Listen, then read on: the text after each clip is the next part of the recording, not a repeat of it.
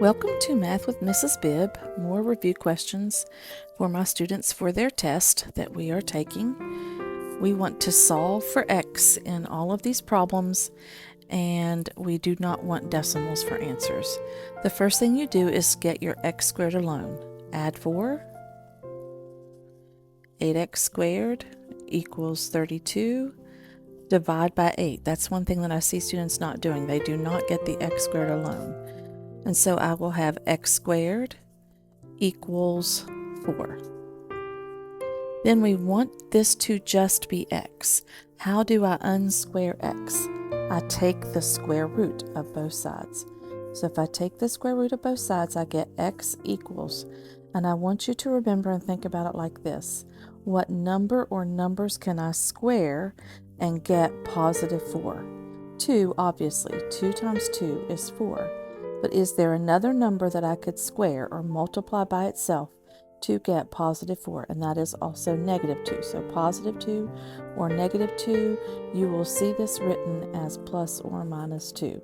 It is perfectly acceptable to write this answer either way for me. Either one of those is acceptable. I've also seen it written in a solution set, negative 2 and positive 2. Any of those ways are acceptable. Next, for the second one, I'm going to subtract 5 from both sides, trying to get x squared alone. Negative 10x squared equals negative 100. Divide by negative 10. X squared will equal positive 10. Get rid of the square, unsquare the square by taking the square root. So x will equal, remember, a positive and a negative. Can I take the square root of 10? No. 1 times 10, 2 times 5. 1 is the biggest perfect square. So then that means that I just leave this as it is, and that would be plus or minus the square root of 10. Moving on to the next one, I'm going to add 3 to both sides. 5 times the quantity x minus 1 squared equals 100.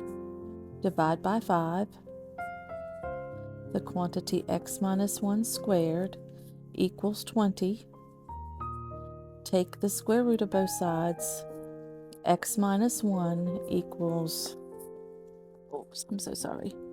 X minus 1 equals plus or minus. 20 is 1 times 20, 2 times 10, 4 times 5. I will continue this in the next video if I don't finish. So the square root of 4 times the square root